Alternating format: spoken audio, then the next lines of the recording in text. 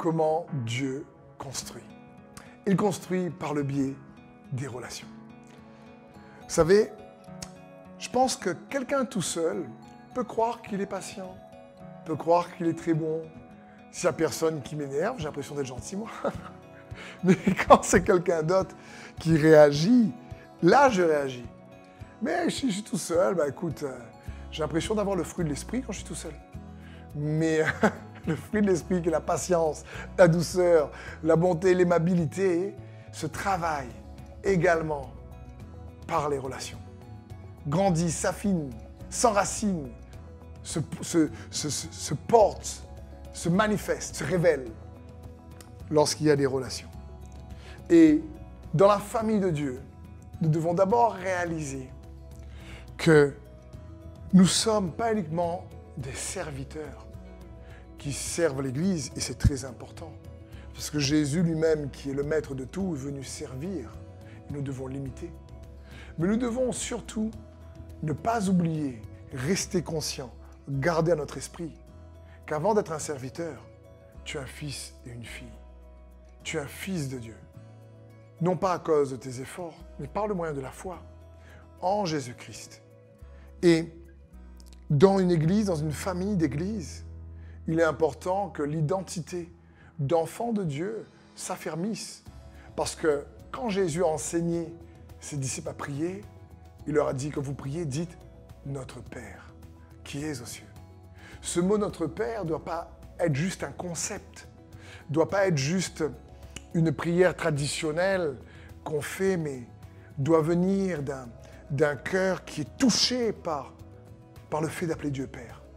Parce que j'aime dire, si mon cœur n'est même pas touché par la prière que je fais, comment je peux toucher le cœur de Dieu? Et si je n'ai pas la substance qu'il faut derrière les mots, eh bien, je vais manquer à ce moment-là de poids, ou voire je risque de manquer la cible. Tu es un fils de Dieu. Tu es une fille de Dieu. Et Dieu nous donne, met dans un environnement relationnel. Mais nous ne devons jamais oublier qu'il est le Père. Et que même si nous devons faire des disciples, c'est des disciples de Christ. Jésus dira aux pharisiens, vous parcourez le monde entier pour faire des disciples. Et quand vous en trouvez un, vous faites de cette personne quelqu'un pire que vous. Je veux dire, c'est quand même dur. Alors nous ne devons jamais oublier que nous sommes les fils de l'amour. Parce que Dieu le Père est amour. Et Dieu le Fils, qui est l'expression parfaite du Père, est amour. Il est écrit dans Hébreux que Jésus est l'expression parfaite du Père. Et comment distinguer, comment savoir si quelqu'un se comporte dans la famille d'église comme un serviteur plus ou comme un fils plus? Ben, ça dépend de notre manière de croire. Ce n'est pas une manière de faire, c'est une manière de croire.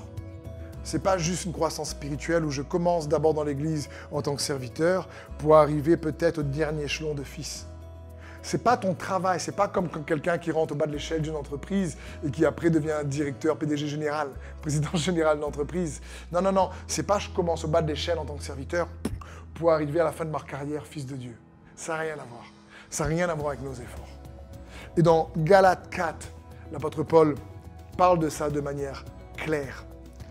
Au verset 1, il dit « Illustrons ce que je veux dire. Aussi longtemps que l'héritier est un enfant, il ne se distingue en rien d'un esclave. Bien qu'il soit propriétaire de tout le patrimoine, il reste soumis à l'autorité de tuteur et d'intendant jusqu'au terme fixé par son père. Nous aussi, lorsque nous étions des enfants, nous étions de même asservis aux principes élémentaires qui régissent la vie dans ce monde. Mais lorsque le moment fixé par Dieu est arrivé, il a envoyé son Fils, né d'une femme et placé par sa naissance sous le régime de la loi, pour libérer ceux qui étaient soumis à ce régime, et nous a ainsi permis d'être adoptés par Dieu comme ses fils. Puisque vous êtes bien ses fils, Dieu a envoyé dans nos cœurs l'esprit de son Fils, qui crie « Abba Père ». Ainsi donc, tu n'es plus esclave, mais fils. Et puisque tu es fils, tu es héritier des biens promis grâce à Dieu. Extraordinaire passage. Je sais que parfois, ce passage de Galates 4, versets 1 à 7, est souvent utilisé pour parler de la croissance spirituelle. Mais il n'en est rien en réalité.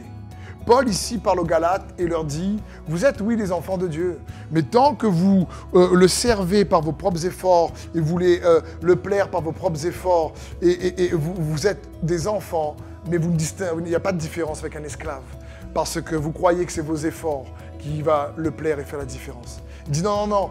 Quand Dieu, au moment fixé, il a envoyé son Fils sous le régime de la loi pour libérer ceux qui étaient sous le régime de ses efforts, de leur propre ego, de leur propre justice, et qu'ils puissent par la foi être adoptés pour devenir ses fils. Et parce que par la foi maintenant, son Fils, vous avez reçu dans votre cœur l'Esprit qui crie « Abba Père ». Donc, la distinction entre être un fils et un serviteur dépend de notre manière de croire. Ça ne parle pas du temps qu'on passe. Un chrétien peut arriver dans l'église et avoir cette révélation dans son cœur de manière bam, puissante et dire « je suis un enfant de Dieu ». Et il va servir parce que c'est un fils. Il ne va pas servir parce que c'est un serviteur qui veut gravir les échelons.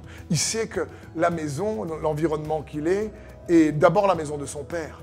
Et malgré les défauts des frères et des sœurs, ce n'est pas ses frères et ses sœurs qui lui donnent l'identité. C'est Christ qui lui donne son identité.